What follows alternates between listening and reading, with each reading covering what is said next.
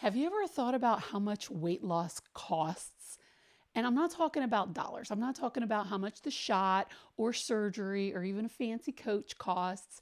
I'm talking about the price that you have to pay in order to successfully lose weight and keep it off, especially if you have a lot of weight to lose, like I once did. Who am I? I'm Heather Schucker. I'm a weight loss coach, but I've also personally lost 80 pounds.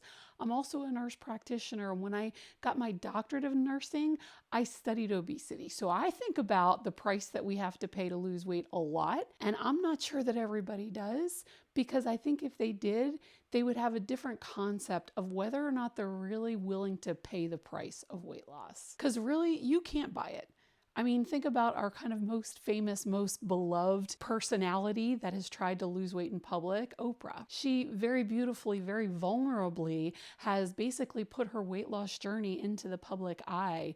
And no matter how, she's one of the richest women in the world. And no matter how much she tried, she was unable to buy herself into weight loss. So it's not a dollars thing. But I do think there is a price that you have to pay. Specifically, there are about 5 things that you may or may not think about as a price, as the trade you need to make in order to lose weight, but I do. It's something that I coach people on. So that's what I'm going to be talking about today. What are the 5 things that you need to be willing to pay in order to lose a significant amount of weight and keep it off? The first one is kind of the most obvious one, but people still don't seem to grasp it in my experience. And that is, you can't eat as much of whatever you want as often as you want to as you used to do, right? Like the quantity of some type of food that you're eating got you into this mess. And so if you keep eating it at that quantity, you ain't ever going to get out of this mess. And so it's got to come down. I talk about, the dose makes the poison. You got to decrease the quantity and the frequency of the foods that are the problem. And ultimately, that's the biggest issue that people run into. They're able to hang on for a little while, but ultimately their old habits come dragging them back in to eat the way they've always eaten. And so that big first price of weight loss is changing the way you eat permanently. And I think the reason that is so super tricky is because for so long, we've heard moderation in all things. Just eat less of what you've been eating, and that's it. And has that worked for you, friend? Have you been able to do that? Because let me just tell you, let me just be frank. I've never been able to do that, nor has literally anybody I've ever met. So if you are the kind of person that is saying to me, which many people do, I have battled with my weight my entire life. Well, I promise you have heard before to try and moderate. And if you're like my age, right? If you're in your late 40s, 50s, 60s, and you haven't figured out moderation yet, chances are you might not, right? You might not. So there might be some foods you'd be better off if you ditched them, if you got rid of them. And I know that sometimes that has people in the dietitians and nutritionist space like clutching their pearls. Did she just say stop eating certain foods? You can't say that. I said it. I said what I said. Sometimes we need to not eat the foods that cause us to put the weight on and keep it on. All right? Like I don't think that that's a dramatic thing to say, but people freak out. They freak out.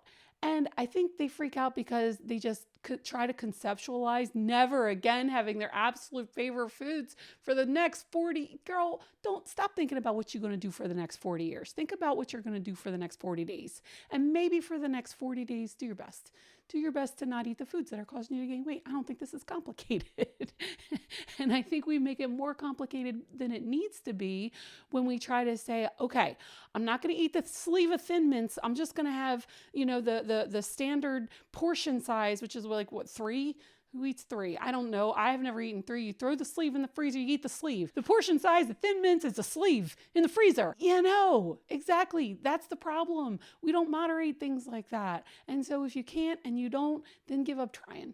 Just not eat those, because they're causing the problem. Here's the thing though, if that first price is the only price you're willing to pay, you might not still get there. Doesn't that suck? I'm already changing my diet, which is incredibly hard, and you want me to do more.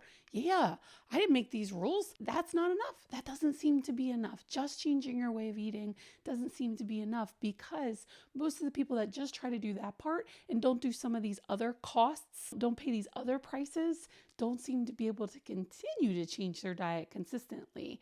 So what are the other things that we got to pay? Well, the second thing is movement.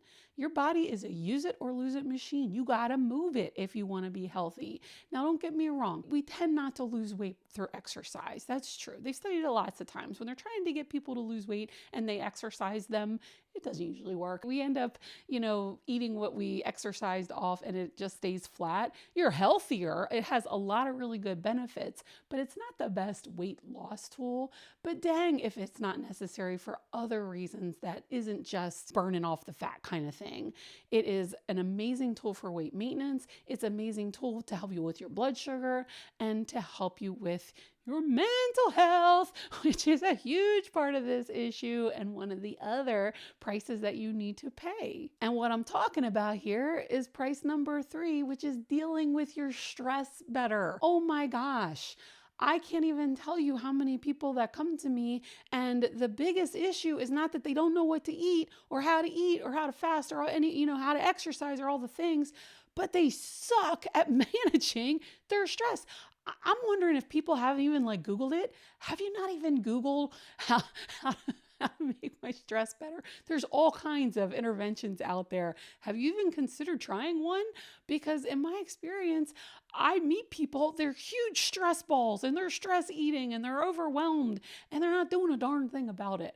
And I know sometimes, and I'm not talking about pathology. I know that depression and anxiety, that's something else. Get some help on that. But I'm talking about just people that are highly functional, that don't have a diagnosis, but they're just, oh my gosh, just not managing their stress at all. Do you not see it? I know it's hard when you're in it and, to kind of just recognize it, but trust me, those of us on the outside that are watching you, that were like, God, you need some relaxation. Get a massage or something, man. And there are whole kinds of other things that you can do to manage your stress. When I'm working with clients, my 2 favorite interventions, and they're both evidence-based, is a daily walk and meditation. Both of those are really good things to do to try and get that stress ball thing down, get you centered. As a matter of fact, right now, let's take a nice deep breath. Don't you feel better just doing one breath? Isn't it worth kind of adding those things into your regular life? So instead of being up here, you come on down here. Manage your stress better. That is a cost of weight loss and weight maintenance, because in my experience, there are 2 things that throw people off the most when it comes to weight loss. Number 1, poor stress management. Hands down, that's the biggest. You're going fine. Everything's going great. And then life comes at you. And then it all falls apart, fell off the wagon. Life got in the way because you had nothing. There was nothing in place to help you manage the stress. And so it just all fell apart like a house of cards. These tiny little habits that you're trying to nourish and grow, they just fell by the wayside because you couldn't give them the attention they needed because you were so overwhelmed with something else going on in your life. And here's the fun part about stress. The fun part is you never stop getting it. And all of us experience it. I think sometimes people are like, well, you don't understand. This is what's happening to me. Oh, I understand. Yes, those things have happened to me too. Death, divorce, serious illness, trouble, yes, we all have those problems. They come for all of us. Does that make it more difficult to focus on your health and to keep going? Of course it does. And is it a panacea to take a walk every day and to meditate to prevent you from, kind of going off kilter? No. But will it help? Yeah, I believe so.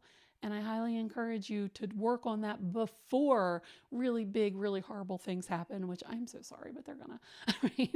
But you want to have something in place before they happen so that you have some chance of holding it together a little bit better and maybe not regaining 30 pounds in a month because you had nothing and then there was nothing left to give.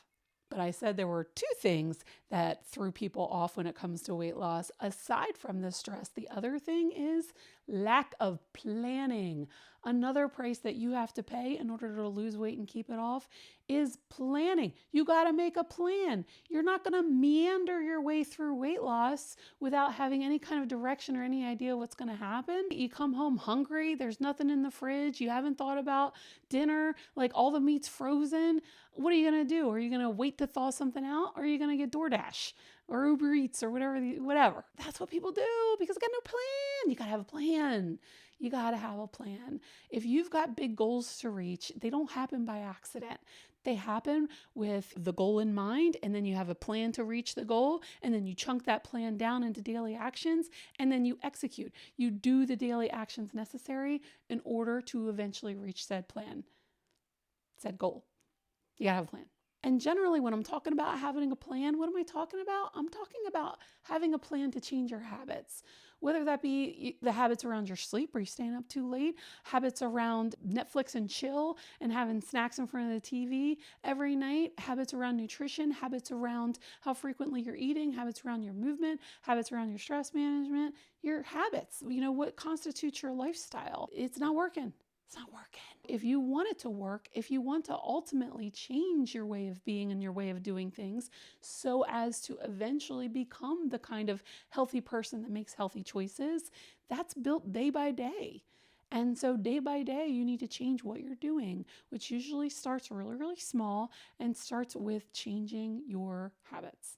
So having a plan to change your habits, one of the prices you got to pay to lose weight and keep it off. And the last thing on my list when it comes to the price you have to pay to lose weight and to keep it off, and of course, this is not an all-inclusive list. There are lots and lots of things that are smaller than the things that I'm talking about. I'm talking about the big five. But this last one is not living like everyone else.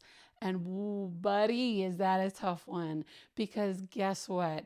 People are not out there eating like you need to eat if you want to lose weight and keep it off. They're eating a whole lot of frequency, and a whole lot of sugar, basically.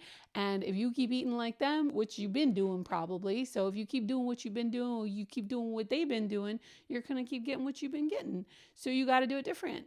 And if you don't do it different, then you're not going to be different. The price of weight loss and weight maintenance is not eating a standard American diet. Standard American diet is probably what got you into trouble. It's what's getting everybody into trouble. That's why we have such high numbers of people who are overweight and obese and diabetic. It ain't working for us from a health perspective. And so it's really, really, really, really, really, really hard to get people to change their diet. Big price you got to pay in order to lose weight and keep it off. Most people aren't willing to pay it. And if you are, then not only do you have to pay that price, as mentioned, with all of these things you got to do, not only do you got to pay the price of changing your diet, you got to pay the price of changing your diet amongst other people, amongst their judgment, amongst their food pushing, amongst all the temptations at the restaurants and the birthday parties and the funerals, sadly, any event where you get people together, vacations and barbecues and all the things.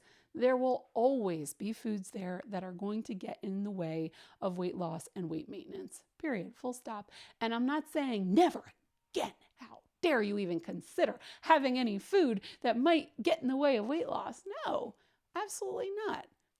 But if you want weight loss, you must be willing to pay the price. That is, you probably will not be able to eat all the foods at all of those events all the time. In my experience, that doesn't seem to work out, especially when people have a lot of weight to lose and really tough insulin resistance. Those social events come up a lot. For some people, it's coming up every weekend. So if you really think that you can eat, what everybody else is eating every single weekend and lose a significant amount of weight, that's probably not the case. Oftentimes, when people really are struggling, it's not just every weekend that they can. It's really even every 2 or 3 weeks they can't. They'll go on vacation, one vacation 1 month, and families coming over the next month, and one birthday party here and there, or a wedding to attend. And before you know it, they're not making any progress whatsoever. Even if they are kind of spread out, even if it isn't every weekend. Like, this really has a cost to it. Are you willing to pay it or not? Now, the really hard part is you might be really willing to pay it. Deep down inside, you're like, Heather, I am. I swear to you, I am. But it is just so hard. friend, God, I know. And I could not agree more. It is incredibly hard. I tried to do it on my own for 46 years and I couldn't. I was obese. The bulk of my life thus far. I couldn't kind of get it done until I joined a support community and I hired a coach to help me. If you can't pull it off on your own, please don't feel bad. Most people can't. Statistically speaking, seriously, most people can't. Upwards of 95 to 99% people fail to lose weight when they try. I know it's hard statistically. It's nearly impossible. But it's not impossible. Statistically speaking, yeah, but people can do it and have done it. I've done it. Clients that I've worked with have done it. So it's not an impossible thing, but it definitely requires probably grossly more than you think, not only to lose it, but also to maintain it. Because all of the same temptations and all of the same stressors and all of the same everything is still there once the weight comes off. I'm sure you've known people who've lost a bunch of weight only to put it back on within, a couple years. It's a tragically common story. This price persistently needs to be paid. One of my favorite quotes from Rory Vaden is that success isn't owned, it's rented, and the rent's due every day. I believe that is the case when it comes to weight loss. You don't own that weight loss, you rent it. And you got to be willing to show up and pay the price of weight loss and weight maintenance every day. Fortunately, friend, I promise you, it is not as hard to maintain it as it is to lose it if part of what you're doing while you're losing it is rebuilding your habits, rebuilding your mindset, rebuilding kind of the way that you see things, accepting that your food must permanently change, accepting that movement needs to be a part of your life. If I want to change from who I was being to something new, then I've got to persistently do new things in perpetuity for the rest of my days. That's the price. And to be clear, the reason that I make this content, why I started this YouTube channel and I go live on Facebook every week and I make these little reels walking through the woods and I send out my newsletter is because I spent so long looking for the pieces of this puzzle, trying to figure it all out, trying to understand why can't I crack this code? What am I missing? And I feel like I understand it. I feel like Neo in the Matrix when, everything turns black and green and then he just picks the bullet out of the sky and they drop to the ground because he's like, oh, I get it now. That's truly how I feel. I feel like I just see it so clearly. And when I meet people and they're struggling with their weight, it's like I can see it. You're a stress ball. You're eating way too many carbohydrates, even the ones that you think are healthy. Or you're staying up too late, or you're not moving at all. Like it's like I see the pieces of this puzzle that they're missing. And I know it's a lot. I know it sounds like a lot to kind of put all of these things into place. And it's like, oh my God, I have so much to pay and my account's empty, Heather. That's okay. You can earn it as you go, right? So one day at a time, pay as much as you can. If today you can pay a walk, then there you go. If today, the next day you can pay by not eating dessert, there you go. Dig deep, see what you got to give and give it. And eventually it starts to build. You start to get some momentum. These habits start to form. And ultimately, it's not as hard once you get going as it is in the beginning. So sometimes it also requires a leap of faith. So have the faith. You've got what it takes. You got it. Your body wants to be healthy. It really does. Sometimes it feels like it's fighting you on this when you got this craving and the strong hunger and this like resistance to exercise. It's like, whose side are you on? But I promise you, your body wants to be healthy. And so if you keep giving it what it needs, it will keep rewarding you in better health. Make good choices.